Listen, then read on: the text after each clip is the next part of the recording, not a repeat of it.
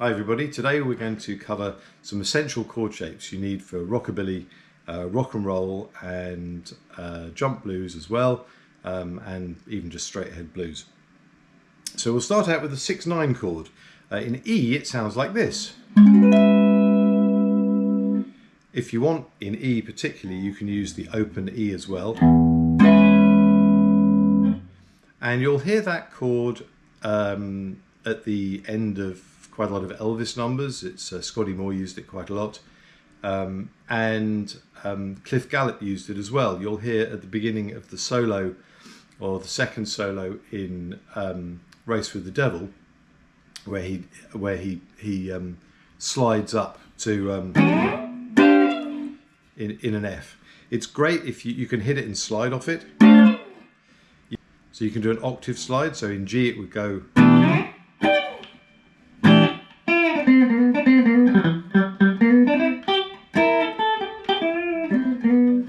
And so on and so forth. But so it works in many keys. You can just move it up and down. The root's on the top E string.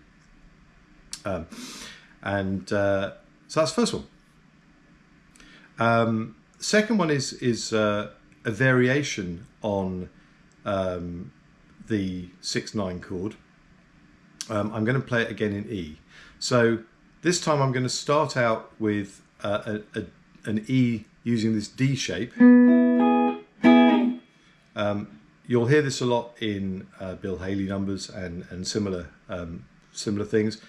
So you start out with that D shape. That's not the magic one, you need to know that anyway. But when you go from the, in this case, the E to the A, where you might go from an E to an A9, if you don't want that thick sound, if you want something a little bit punchier that will cut through, you can go. So this is actually a D minor shape, so your fingers might be familiar with it. But it's if I play the A at the bottom of it, you'll hear it's an A9. So in A it's 3rd fret on the E string, 5th fret on the B string, and 4th fret on the G string.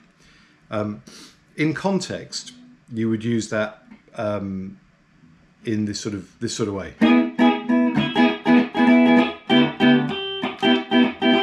And then you can move it up 2 frets for the 5 chord.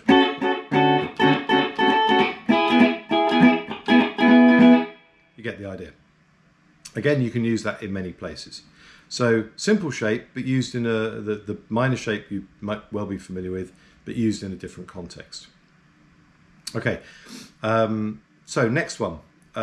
Another way of getting from this chord to the 5 chord, you've got this choice that we just covered. The other thing you can do is to use the 5th fret, again this is in E going to an A, and get this sound for a B7. So that's from the G string upwards is 4, 4, 5. You hear that on Bill Haley's Now Dig This, although it's higher up the neck, but just it's in a different key, but just to illustrate.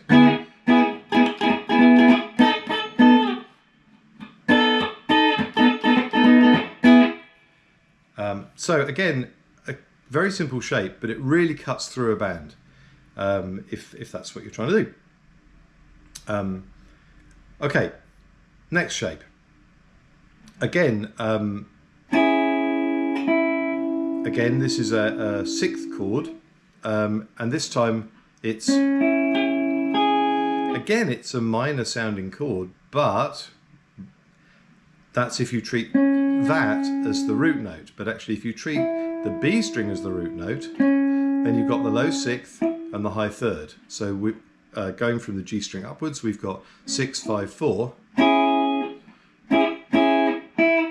And if you think about this as an E, so you're hearing that note as the root. And you can use that in a few ways. You can slide around it.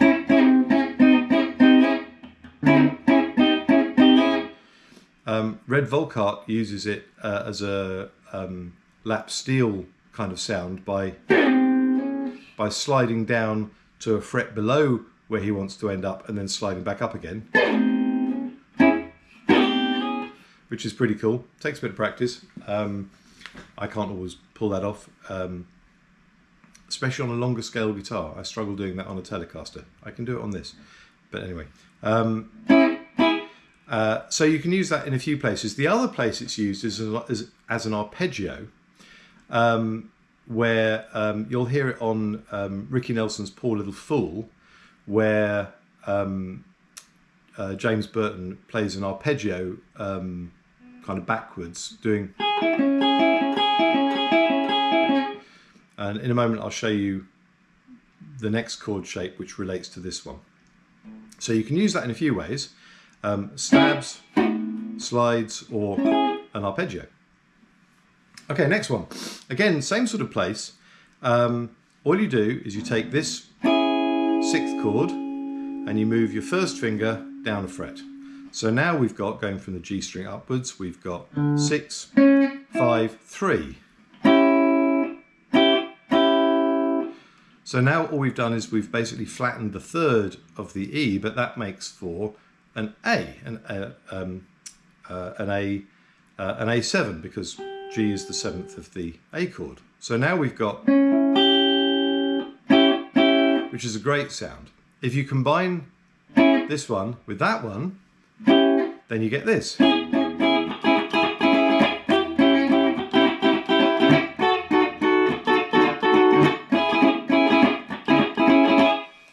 Which is a fantastic sound, and you can join these things up.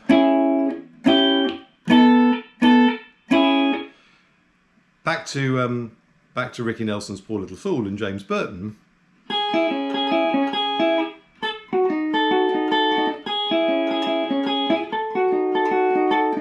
Hope you've enjoyed these. Happy to go into them in more detail and kind of examine the theory and break them down if you're interested, but I'm trying to keep these videos under 15 minutes because otherwise I just go on and on. Anyway, I hope you've enjoyed it. Thank you very much for watching. Please do like and subscribe. I'd appreciate any comments. Some people who I respect very much have sent me some very nice comments on Facebook. Please put the comments down in the YouTube video. I understand it helps the algorithm. Oh, I'm not sure why I should want to help an algorithm, but hopefully it'll help me get some more subscribers and views. So appreciate your help. Let's get this music better understood and played more by more people. Thanks for watching. Bye.